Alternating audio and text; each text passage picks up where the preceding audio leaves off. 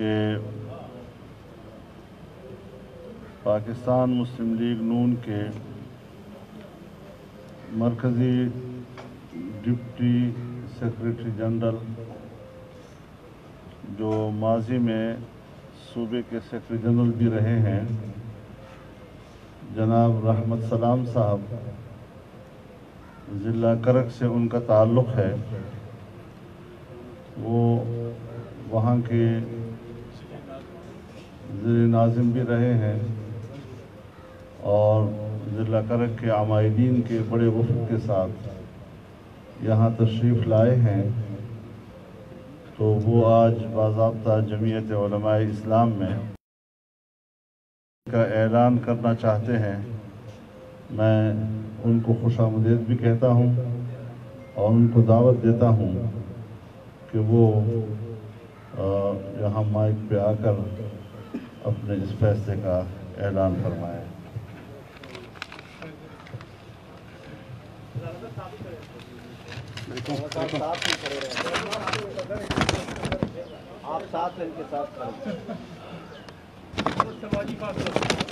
اعوذ باللہ من الشیطان الرجیم، بسم اللہ الرحمن الرحیم۔ محترم قائد جمعیت حضرت مولانا فضل الرحمان صاحب، قائدین کرام اور میرے پریس کے بھائیوں اور میرے ساتھ آنے والے میرے ساتھی، السلام علیکم۔ آپ کو معلوم ہے کہ اپنی فعال سیاسی زندگی کے 35 سالہ عرصہ میں صرف ایک ہی سیاسی جماعت سے وابستہ رہا ہوں، پاکستان مسلم لیگ نون۔ میں نچلی سطح پہ ایک کارکن کی حیثیت سے پاکستان مسلم لیگ نون سے وابستہ رہا اور صوبہ خیبر پختونخوا میں پارٹی کے صوبائی جنرل سیکرٹری اور مرکزی جوائنٹ سیکرٹری سمیت مسلم لیگ کے مختلف عہدوں پر فائز رہا۔ میں مشرف امریت سمیت تمام سرد و گرم میں ہر دباؤ اور لالچ کو ٹکرا کر پاکستان مسلم لیگ نون سے وابستہ رہا۔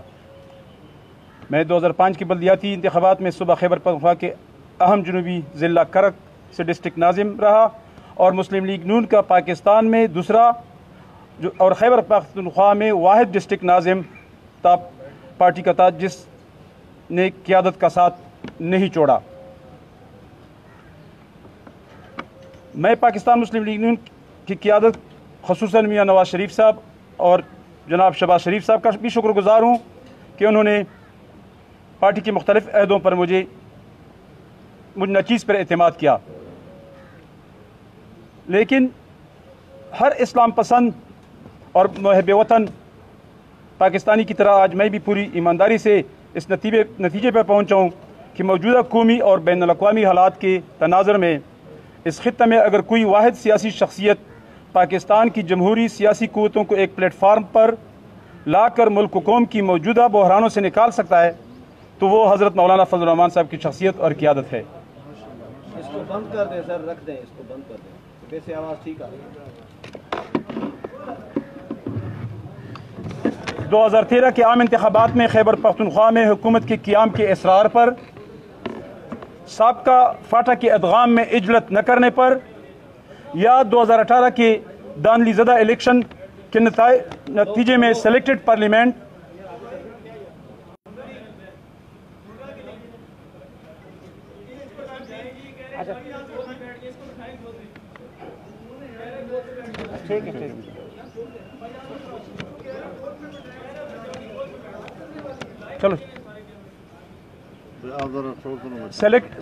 سلیکٹڈ پارلیمنٹ اور سلیکٹڈ حکومت کے قیام کو مسترد کرنے کی تجویز پر تھی، ہر موقع نے قائد جمعیت کی شاندار قائدانہ صلاحیتوں میں بے پناہ سیاسی بصیرت اور بے مثال تدبر کو ثابت کیا ہوا ہے۔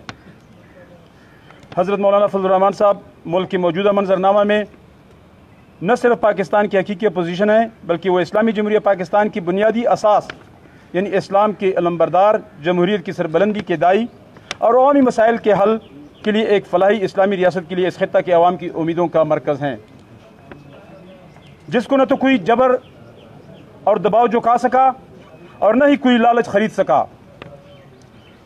وہ مشکل سے مشکل حالات میں جس جرأت، بہادری اور دلیری سے ملک و قوم کی امنگوں کی ترجمانی کر رہے ہیں، اس نے ملک کے کروڑوں عوام کی طرح مجھے بھی ان کا گردیدہ بنا لیا۔ خاص کر आज़ादी मार्च में इनके किरदार या इनके हौसले या इन्होंने जो जो जो अपनी कायदाना सलाहियतें दिखाई, आज के नाजुक हालत का तकाजा है कि हर इस्लाम पसंद मुहिब वतन पाकिस्तानी आला मकासद के हसूल के लिए हज़रत मौलाना फजल रहमान की दस्त बाजू रहे। यही वजह है कि मैं पाकिस्तान मुस्लिम लीग नून से अपने 35 साल सियासी ताल्लुक़ और अहदों को खिरबात कहते हुए हज़रत मौलाना फजल रहमान की क़ियादत में जमीयत उल इस्लाम में एक अदना कारकुन की हैसियत शमूलियत का ऐलान करता हूँ। और हज़रत मौलाना फजल रहमान साहब और जमीयत उल उलमा इस्लाम के कायदीन और कारकुनान को यकीन दिलाता हूँ कि इस अजीम मिशन की तकमील के लिए तन मन धन से अपनी तमाम तर सलाहियतें और तवानाइयाँ बरोकार लाऊँगा। मैं अल्लाह पाक से हज़रत मौलाना फजल रहमान की काफ़िले की कामयाबी के साथ साथ इस बात का भी दुआ गो हूँ कि अल्लाह पाक मुझ नाचीज़ को पूरी इस्तिकामत और हौसला से हज़रत मौलाना फजल रहमान की इस तहरीक का एक करमत ज़रा बनाए। मेरे साथ बहुत सारे साथी आ रहे थे, लेकिन कोरोना की वजह, सुपीज़ की वजह से मैं नहीं ला सका। चंद अहदेदार, सीनियर नायब सदर ये हैं, हाजी यूसुफ खान साहब नायब सदर हैं, हाजी किस्मत खान एडवोकेट, रज़ा, और इस तरह बहुत सारे साथी। चंद एक को मैं लाया हूँ क्योंकि यहाँ पे पाबंदी थी कि आप 10-12 लोगों से ज़्यादा साथ न लाएं, वरना यहाँ पे मेरे साथ पूरा जुलूस आ जाता। तो मैं एक दफ़ा फिर आपको यकीन दिलाता हूँ कि मैं इंशाअल्लाह ताला आपका एक अदना सिपाही और कारकुन रहूँगा।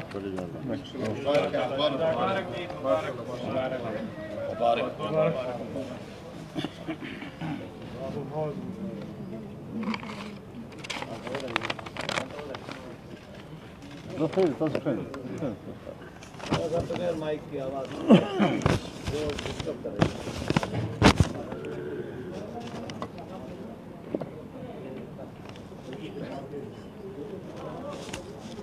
बिस्मिल्लाहिर्रहमानिर्रहीम नहमदुहु व नुसल्ली अला रसूलिहिल करीम। मैं एक बार फिर जनाब रहमत सलाम साहब को जमीयत उलमा इस्लाम पाकिस्तान में शमूलियत के ऐलान पर खुशामदीद कहता हूँ और दुआ करता हूँ कि उनका ये फ़ैसला अल्लाह के दीन और उस दीन के लिए जद्दोजहद करने वाली जमात जमीयत उलमा इस्लाम की का ज़रिया बने और उसके मिशन और तहरीक को आगे बढ़ाने का सबब बने। अल्लाह ताला हमारी इस उम्मीदों को पूरा फरमाए।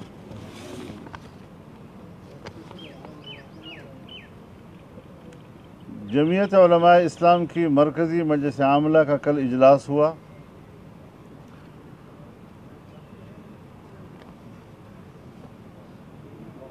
बहुत से मसाइल पर गौर व ख़ौज़ हुआ और उस हवाले से जो फ़ैसले हुए हैं, मैं आज इस प्रेस कॉन्फ्रेंस की वसातत से कौम तक अपना फ़ैसला पहुंचाना चाहता हूं। कोरोना की वजह से एक लंबे ताअत्तुल के बाद हम पहली मर्तबा यहाँ इस्लामाबाद में प्रेस कॉन्फ्रेंस कर रहे हैं। सहाफ़ी बिरादरी से हम मिल रहे हैं और महदूद पैमाने पर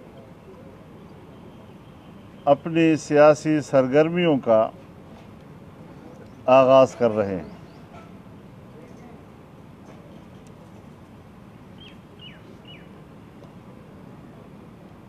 ये बात बड़ी वाज़ेह है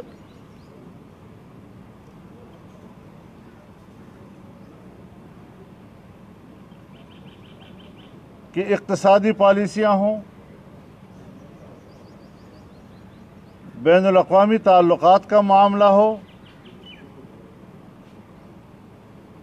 लोगों की बेरोज़गारी का मसला हो,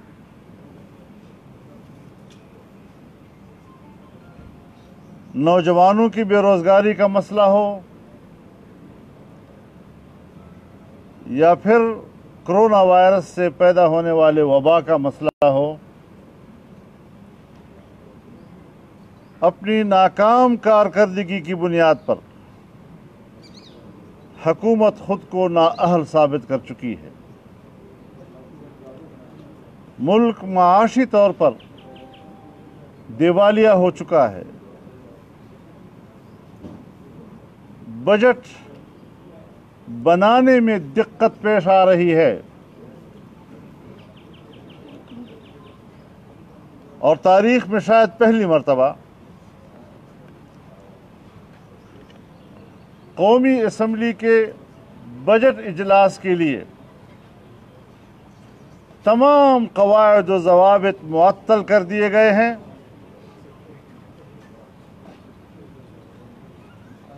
محدود پیمانے پر اراکین پارلیمنٹ کو ایوان میں بیٹھنے کی اجازت دی جا رہی ہے۔ یہاں تک کہ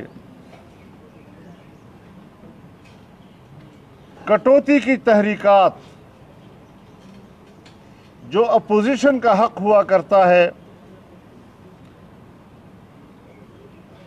اسی بھی متعلقہ محکمہ کمیٹی روم میں سنے گا اور ایوان میں اس پر بحث نہیں ہوگی۔ تمام اراکین اس قوم کے منتخب اگر ہیں تو پھر صرف اپوزیشن اراکین کو ایوان میں ہونا چاہیے۔ اگر وہ اراکین کو باہر رکھنا چاہتے ہیں تو پھر حکومت کرنے والی صاحب اقتدار پارٹی جو دھاندلی سے آئی ہے، دھاندلی کے اراکین کو ایوان سے باہر ہونا چاہیے، اور ہم کسی قیمت پر بھی تمام قواعد و ضوابط کو معطل کر کے بجٹ اجلاس کے اس فیصلے کو تسلیم کرنے سے انکار کرتے ہیں۔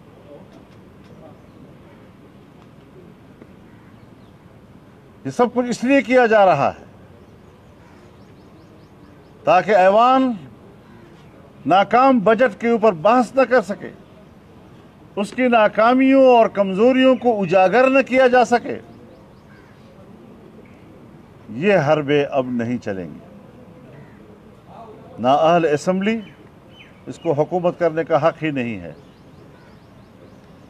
اخلاقی طور پر اگر ان میں جرت ہے تو وہ اعتراف کر لیں اور حکومت سے مستعفی ہونے کا اعلان کر دیں۔ جمعیت علماء اسلام نے ایوان میں بھرپور طور پر شرکت کرنے کا فیصلہ کیا ہے، اور یہ بھی فیصلہ کیا ہے کہ ہم تمام قواعد و ضوابط کو معطل کر کے اسپیکر کے اس طرح کے فیصلے کو تسلیم نہیں کریں گے۔ تمام اراکین ہمارے وہ عوام کے نمائندہ ہیں اور وہ عوام کی نمائندگی کا حق ادا کریں گے۔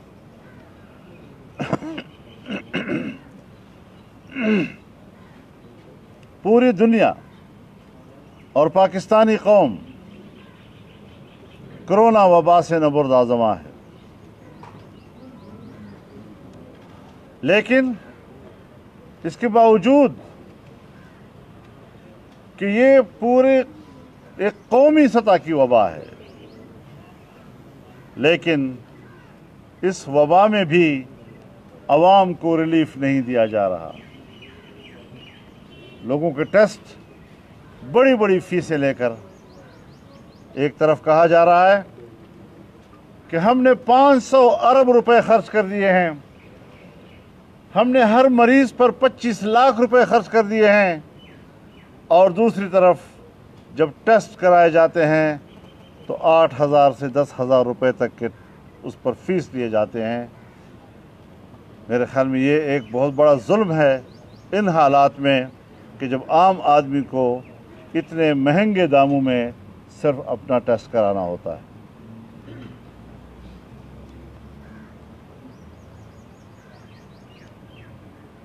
اس کے ساتھ ہی بیماری تو بیماری ہے،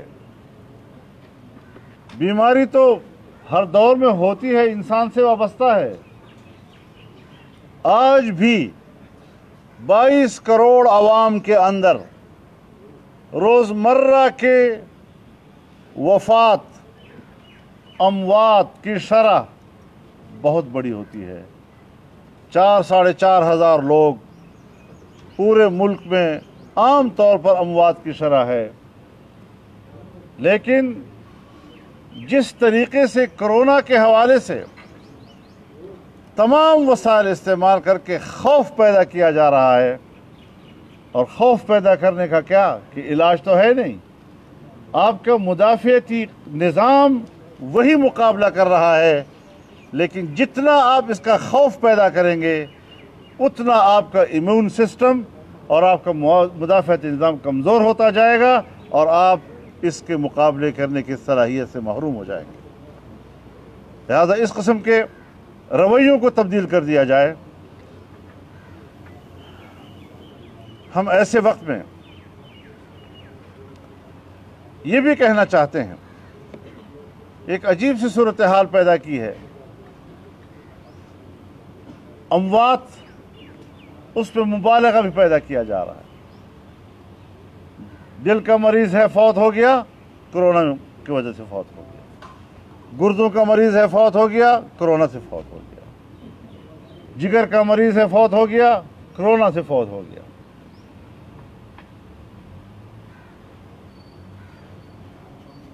تو ایسے حوالے سے اموات کی شرح کو جو مبالغہ آرائی کی جاتی ہے اور بڑا چڑھا کر پیش کیا جاتا ہے، پتہ نہیں کن مقاصد کے لیے وہ اس قسم کی فضا پیدا کرنا چاہتے ہیں.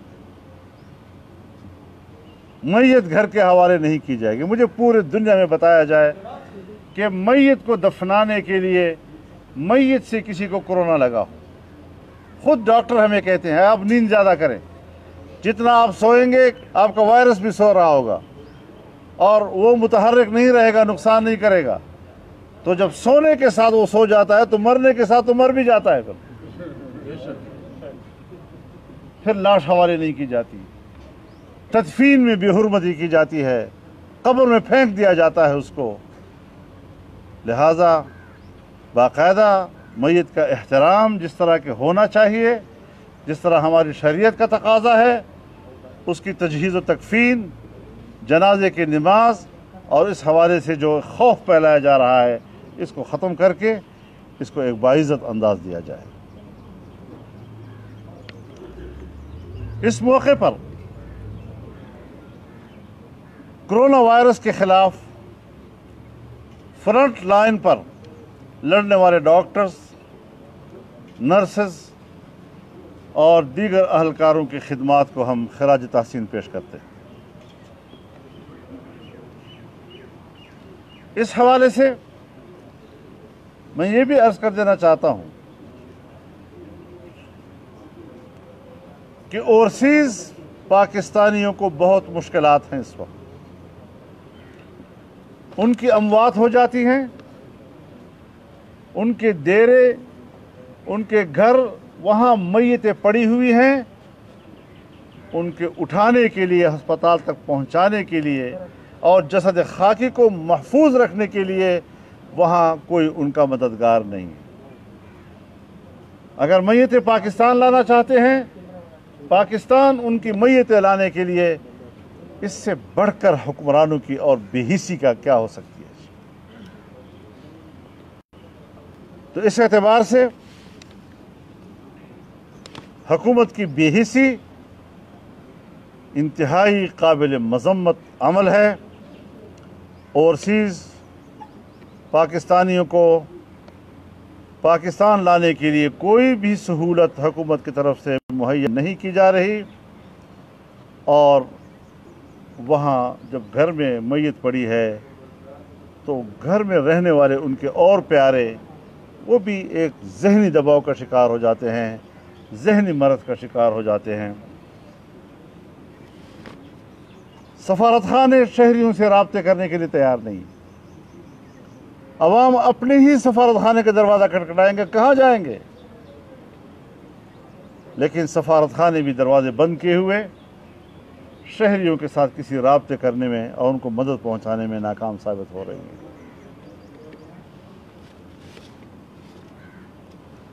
اس حوالے سے اوورسیز پاکستانیوں کے جو مطالبات ہیں، ان کی جو مشکلات ہیں، उस हवाले से पूरी हिमायत करती है और पूरे रियासत निज़ाम को इस अहम ज़िम्मेदारी की तरफ मुतवज्जह करती है जिस हवाले से हुकूमत अब तक मुकम्मल नाकामी और नाअहली का बुत बनी हुई है।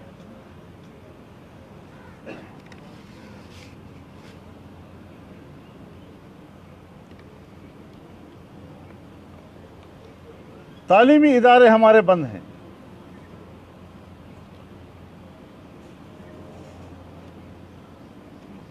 जिस तरह सरकारी इदारे बंद हैं, जो ही ये वायरस पाकिस्तान आया तो दीनी मदारस ने अपनी तालीमी सरगर्मियां बंद कर दी।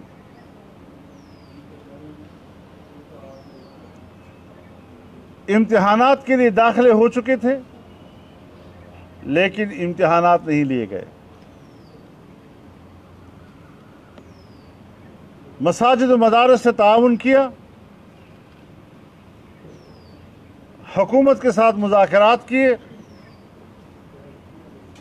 जो SOPs तय हुई उस पर अमल दरामद किया गया, लेकिन जहां इंतज़ामिया की ज़िम्मेदारी थी और वो अपनी ज़िम्मेदारी पूरी नहीं कर सकी, लोगों को SOPs पर अमल दरामद कराने में नाकाम रही, वहाँ उन्होंने मदारस को, मदारस के मुहतमिमीन को, मसाजिद को, मसाजिद के अइम्मा और खुतबा को इसका मुल्ज़िम ठहराया, उनकी गिरफ्तारियाँ की, उनको थानों में बेइज्जत किया। ये कहाँ का रवैया है कि अपनी नाकामी किसी दूसरे के सर थोप दो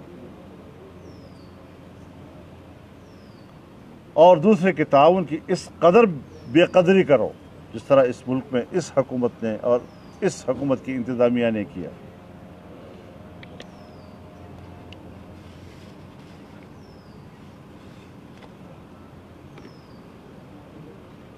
अब सवाल यह है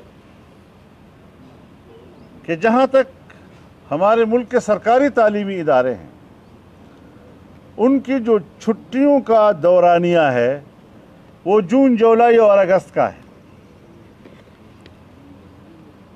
लिहाजा अगर सरकारी तालीमी इदारे जून, जुलाई और अगस्त में बंद रहते हैं तो ये हर साल इसी महीने में बंद रहते हैं, लेकिन दीनी मदारस की छुट्टियों का दौरानिया वो हिजरी साल के एतबार से शौबान, रमज़ान और शवाल का महीना है। अब जब हमारे छुट्टियों के वक्त गुजर गया है, तलबा मुतवज्जे हो रहे हैं, अगर हम अपने इन नौजवानों को तालीमी सरगर्मियों में मसरूफ़ न कर दें और हम अपने इन नौजवानों को दीनी मदारस के कमरों से और उस्तादों के साथ वाबस्ता न कर दें, आप बताएं, जहां उनका तालीमी हर्ज होगा वहां बहुत से अतराफ़ में उनकी मसरूफियतों के ऐसे मौक़े मौजूद हैं कि जो शायद रियासत के लिए कल काबिल कबूल न हो। इसका भी तकाज़ा है कि तमाम एहतियाती तदाबीर के साथ, COPs के साथ दीनी मदारस की को तालीमी सरगर्मियाँ जारी रखने की इजाज़त होनी चाहिए। हम इसकी मुकम्मल हिमायत करते हैं, लेकिन चूँकि इस हवाले से वफ़ाक़ुल मदारिस अल अरबिया से हम बराह रास्त वाबस्ता हैं, मुख्तलिफ़ मकातिब फ़िक्र के इत्तेहाद पर मुश्तमिल तंजीमात मदारिस दीनिया, फिर भी हम उन्हीं को इख्तियार देते हैं कि हतमी फ़ैसला वही करें और हम उनके हतमी फ़ैसले को कबूल करेंगे।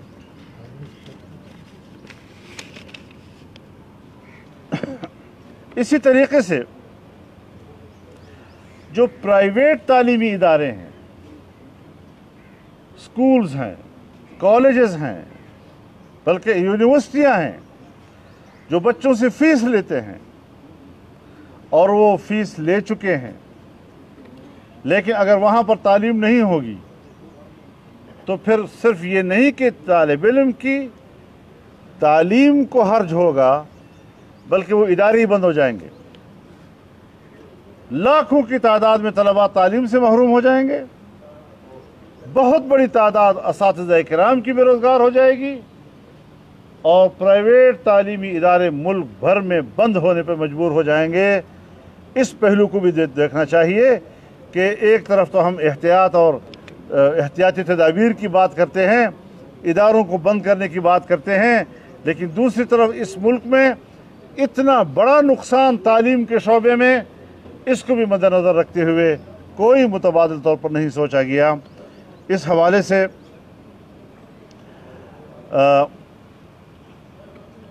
ہم تعلیمی اداروں کو تعلیمی سرگرمیاں شروع کرنے کی حمایت کرتے ہیں اور مطالبہ بھی ہے کہ ان کو اجازت دی جائے اور اس مرحلے پر احتیاطی تدابیر اختیار کرنے کی مکمل حکمت عملی وضع کی جائے. اس طرح خاموش رہ کر بے یار و مددگار چھوڑ دینا یہ کوئی عقل مندی والی بات نہیں ہے.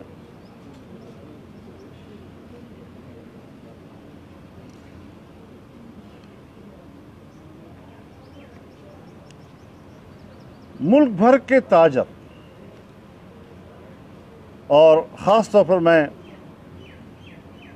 مرکزی تنظیم تاجران پشاور اور دیگر جو تاجر تنظیمیں 2 روز پہلے وہاں پشاور میں جمع ہوئی تھی اور مجھے انہوں نے دعوت دی، میں ان کے اس اجتماع میں شریک ہوا. میں نے ان کے کرب کو سنا. یقیناً ان کے جو مطالبات ہیں وہ حق بجانب ہیں، ہم ان کی حمایت کرتے ہیں. چھوٹے تاجر کرونا وائرس کے پھیلنے کو روکنے والے اقدامات سے بری طرح متاثر ہوئے ہیں. ان کے کاروبار کے تحفظ اور ان کے خاندانوں کو بے روزگاری سے بچانے کے لیے خصوصی ریلیف پیکیجز دینے کی ضرورت ہے تاکہ ان کو کوئی متبادل روزگار بھی تو ہو. حکومت اپنی طرف سے، ریاست اپنی طرف سے ان کے خاندان اور ان کے بچوں کو تحفظ دینے کے لیے اقدامات کریں، ورنہ یہ تو بھوکے مر جائیں گے. اور جب بچے بلک رہے ہیں اور لوگ اس کو کچھ دے نہیں سکتے تو پھر لوگ خودکشی بھی آ کے مجبور ہو جاتے ہیں. تو ایسی صورتحال میں پھر اس کے علاوہ ایک خاص بات جو سامنے آئی ہے کہ چمن بارڈر کو سیل کیا گیا ہے. افغانستان سے یا ایران کے ساتھ ہمارے اور بھی راستے ہیں جو کھلے ہیں، بارڈرز کھلے ہیں، تجارتی راستے کھلے ہیں. چمن بارڈر سے بھی وہاں کے مقامی آبادی کا کاروبار وابستہ ہے اور ان علاقوں کے عوام بری طرح ان کا کاروبار متاثر ہوا ہے، ہو رہا ہے.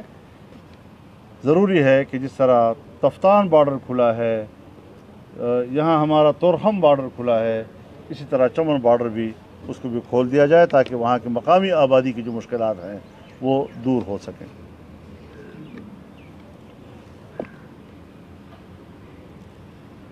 صوبہ خیبر پختونخوا کا کوہاٹ ڈویژن یہ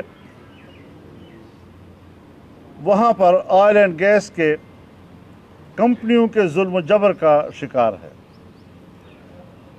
اور وہاں پر عوام کے ایک بڑے گرینڈ جرگے نے 15 جون کو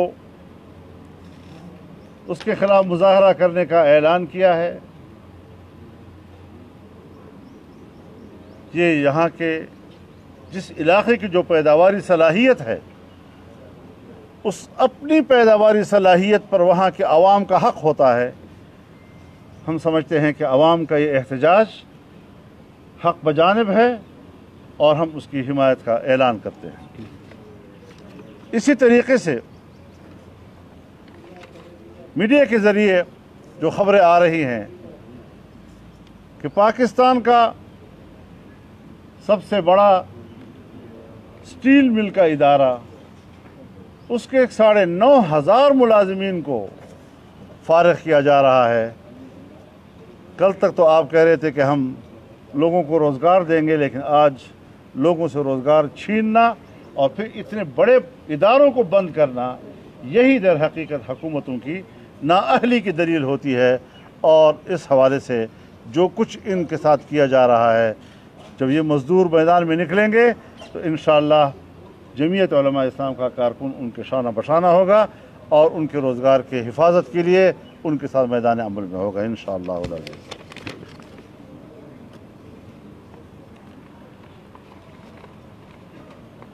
हम बारहा इस बात का जिक्र कर चुके हैं कि जैसे इस हुकूमत का एजेंडा ही ये है कि किसी तरह इसराइल को तस्लीम किया जाए,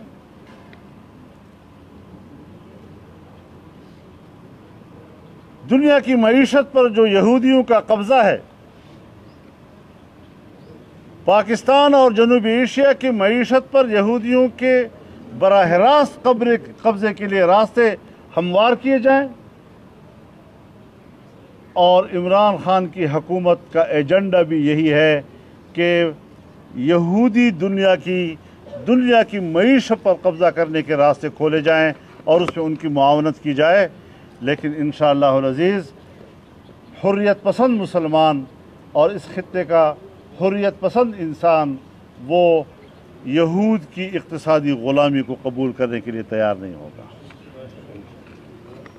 इसी तरीके से वो कादियानी तबका जो आइन का इनकार करता है, आज अगर कोई कहता है मैं आइन को नहीं मानता, आइन के उस एक शक को नहीं मानता, हम उसे गद्दार कहते हैं। अगर सूफी मोहम्मद ऐसी बात करता है तो उस पर गद्दारी के मुकदमे लगाए जाते हैं। लेकिन पाकिस्तान की तारीख में ऐवान के अंदर अगर कोई सबसे पहली तरमीम मुत्तफ़क़ा तरमीम की सूरत में पास हुई है तो वो कादियानी फ़िरक़े को गैर मुस्लिम अक़लियत करार देने की सूरत में पास हुई है। ये आइन का तकाज़ा है जो हम बात कर रहे हैं। देखिए, कभी कौमी इक़्तिसादी कौंसिल बनाया जाता है और उसमें कादियानी को बतौर रुकन शामिल किया जाता है, अवाम का रद्द अमल आता है तो उसको वापस कर लेते हैं और जब वापस हो जाता है तो कौंसिल ही ख़त्म हो जाती है। यानी उनको पाकिस्तान के इक़्तिसादात में दखील करने की दिलचस्पी इस हद तक है मौजूदा हुकूमत की कि या तो वो कौंसिल में होंगे वरना फिर कौंसिल गैर मौसर होगी। आज फिर जब अक़लियती कमीशन बना तो फिर उन्होंने उसमें कादियानी को उसका मेंबर बनाया। यकीनन उस पर एक रद्द अमल आया और उनको ये फ़ैसला वापस लेना पड़ा। लेकिन साथ साथ हमारे स्कूलों में, तालीमी इदारों में निसाब में तब्दीली की कोशिश की गई ताकि नई नस्ल वो ख़त्म नबूवत के अक़ीदे से जाहिल रहे, उसको पता ही ना हो कि हमारे इस्लाम के अंदर अक़ीदे ख़त्म नबूवत का मकाम क्या है। तब्दील करते हैं, फिर वापस ले लेते हैं, लेकिन उसकी ज़हनीत का अंदाज़ा तो लग जाता है कि हुकूमत की अपनी ख्वाहिश क्या है। लिहाजा इस हवाले से भी कौम को जागे रहना चाहिए। हमारे ईमान का तकाज़ा ये है कि हम उस मुल्क के निज़ाम तालीम को मुकम्मल इस्लामी बनाएं और नई नस्ल के एतक़ादात की सही रुख पर तरबियत करें, उनको तालीम दें और मुल्क की निज़ाम में आइन के बाग़ियों के लिए हमारे पास कोई गुंजाइश नहीं होनी चाहिए।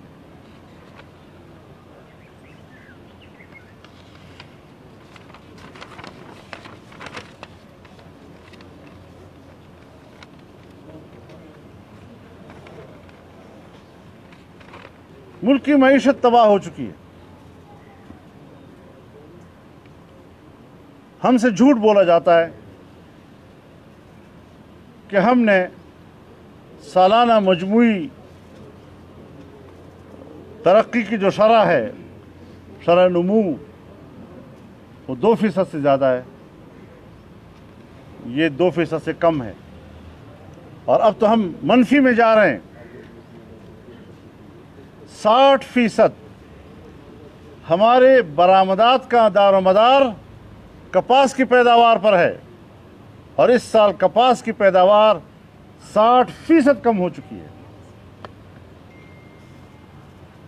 गंदम की पैदावार में कमी है, मकई की पैदावार में कमी है, और टिड्डी दल ने आकर रहा सहा बचा कुचा भी खत्म कर दिया है। पेट्रोल गायब हो गया है, हुकूमत की रेट खत्म हो चुकी है। आप एक रेट मुकर्रर करते हैं, पेट्रोल पंप वाले नहीं मानते उसको। कतारों के अंदर दूर दूर तक लोग खड़े हैं और उनको पेट्रोल नहीं मिल रहा है। इस कदर नाकामी से दो चार हुकूमत क्यों मुसल्लत है कौम के ऊपर? एतराफ़ करे कि वो धांधली के नतीजे में आए हैं, एतराफ़ करे कि वो हुकूमत चलाने की सलाहियत नहीं रखते, और दोबारा ये अमानत कौम को वापस करें।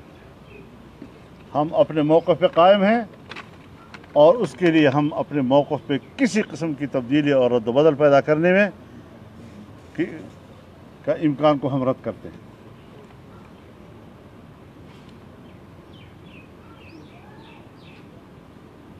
खुद ऐलान किया कि जी हम सारिफीन के बिल 3 माह के माफ़ कर देंगे, ऐसी बात कर ली और अभी तक माफ़ नहीं की जाए।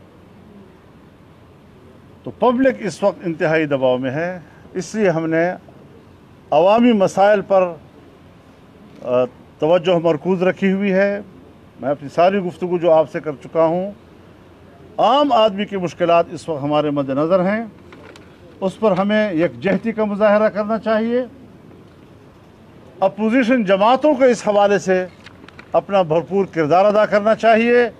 आज मैं प्रेस कॉन्फ्रेंस में अफसोस के साथ कहता हूँ कि अपोजिशन जमातें वो किरदार अदा नहीं कर रही हैं जिसका कौम उनसे तवक्को और उम्मीद रखती थी या रख रही हैं। हाँ, जमीयत उलमा इस्लाम इस हवाले से अपनी जद्दोजहद जारी रखेगी, आवाम के शाना बशाना होगी, और इंशाअल्लाह इस मुश्किल से कौम को निकालने के लिए अपनी तमाम तर तवानाइयाँ बरूए कार लाएंगी। इस दौरान में जब से ये कोरोना आया है, हमारे बहुत सी मुहतरम और प्यारे और मुखलिस साथी दुनिया से चले गए हैं। हमारे सूबाई असम्बली बलूचिस्तान के मेंबर, साबिक गवर्नर बलूचिस्तान सैयद मोहम्मद फजल आगा साहब, हमारे कौमी असम्बली के औरकज़ई इलाक़े से मेंबर कौमी असम्बली जनाब हाजी मुनीर आफरीदी साहब, औरकज़ई साहब, और मौलाना सदर अब्दुर्रहमान साहब, हमारे बड़े बुज़ुर्ग जो मैनचेस्टर में रहते थे, अल्लामा खालिद महमूद साहब जो हमारे शरई अदालत के जज भी रहे हैं। इसी तरह लाहौर में हमारे सूफ़ी मोहम्मद सग़ीर साहब, चौधरी इम्तियाज़ कमर साहब, राशिद इकबाल साहब, दारुल उलूम देवबंद के शेखुल हदीस मौलाना सईद पालनपुरी साहब, मस्तूम के मौलाना अब्दुल अज़ीज़ साहब, और इस तरह बहुत से हमारे साथी इन दिनों में वफ़ात पा चुके हैं। सबके लिए हमारी दुआ है कि अल्लाह ताला उनकी मग़फ़िरत फ़रमाए, उनके अहल व अयाल को अल्लाह सब्र जमील अता फ़रमाए, और जन्नत में उनको अल्लाह ताला आला मकाम अता फ़रमाए। व आखिर दावाना अनिल हम्दुलिल्लाहि रब्बिल आलमीन। ये फरमाएं कि अपोजिशन जमातों के साथ कोई राब्ते शाब्ते बढ़ाने का कोई फैसला किया है, इस पर कोई गौर कर रहे हैं कि नून लीग पीपल्स पार्टी की क़यादत से राब्ता करें दोबारा से, 18वीं तरमीम और NFC अवार्ड में बात की? जी, इसमें कोई शक नहीं है कि राब्तों की भी ज़रूरत है, बाहमी मशावरत की भी ज़रूरत है। मेरे शहबाज शरीफ साहब से भी राब्ता हुआ है, और मैं चाहता हूँ कि लीडर ऑफ द अपोजिशन की हैसियत से उनको मैं ये ज़रूर अर्ज़ करूँ कि वो तमाम अपोजिशन पार्टियों को राब्ते में लाकर एक मुश्तरका हिकमत अमली की तरफ जाएँ। मौलाना साहब ये फरमाएं कि ये दिलचस्प इत्तेफाक नहीं है, आप भी कह रहे हैं, ताजरों की भी आपने हमायत की, इदारे ताजर तो कह रहे हैं ना कि कोई चीज़ बंद नहीं होनी चाहिए, हर चीज़ खुली होनी चाहिए। तालीमी इदारों को भी खोलने की आप बात कर रहे हैं, मदारस के भी खोलने की आप बात कर रहे हैं। यही काम तो इमरान खान भी कर रहा है, और उसने जो वस्ता रमज़ान से लेके लॉकडाउन में नरमी की बात की, जिस तरह जो हमारे देहात महफूज थे वहाँ भी कोरोना चला गया। तो दोनों आप जो है वो उसी तरफ जा रहे हैं, जबकि माहिरीन जो है वो आप दोनों के बरखिलाफ जा रहे हैं। देखिए, मैं गुजारिश करूँ आपसे, जो वज़ीर-ए-आज़म के मनसब पर बैठता है उसकी बात आपकी या सोलंकी साहब वाली बात नहीं हुआ करती। वो रियासत को रिप्रेजेंट कर रहा होता है। हम इस अफरा तफरी को किस लफ्ज़ से ताबीर करें कि हुकूमत का मौक़िफ़ कुछ और, स्टेट का मौक़िफ़, फ़ौज का मौक़िफ़, ISPR का मौक़िफ़ बिल्कुल उसके बरक्स कुछ और बाकायदा ऐलान किया जाता है उसका। ये भी नहीं कि किसी मशवरे का मोहताज। विफाक का मौक़िफ़ कुछ और, सूबे सिंध की हुकूमत का मौक़िफ़ कुछ और, सिंध सूबे का मौक़िफ़ कुछ और, बाकी 3 सूबों का मौक़िफ़ कुछ और। उन 3 सूबों के अंदर भी मुवाफ़क़त 100% नहीं है।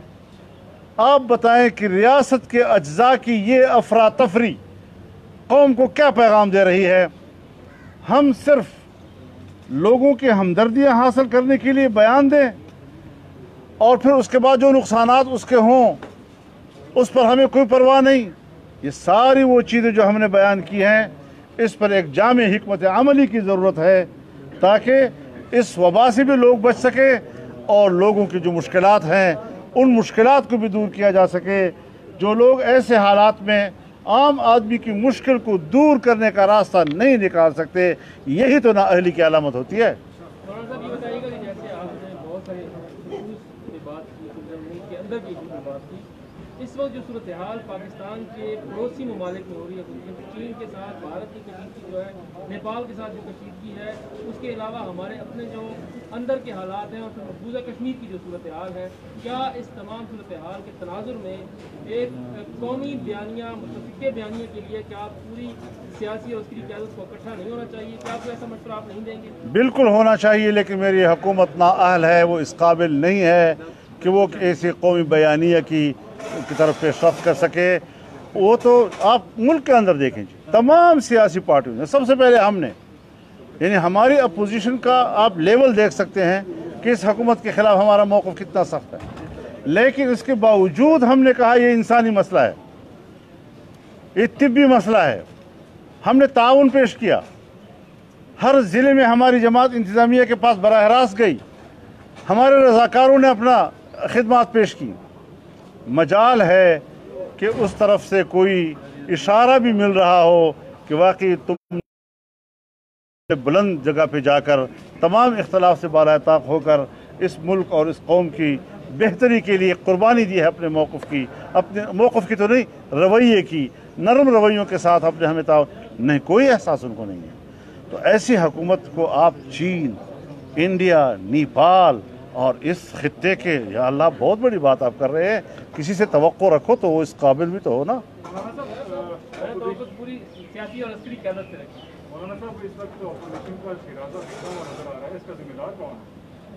मेरे ख्याल में इस वक्त हमें ज़िम्मेदार पर बहस नहीं करनी चाहिए, वरना ज़िम्मेदार मुझे मालूम है कौन नहीं है, लेकिन मैं इस पर बात नहीं करना चाहूँगा। मौलाना अब्दुल वासिफ साहब ने जो है वो असेंबली में बताया है, वो फिर अब्दुल वासिफ से आप बात कर लेंगे।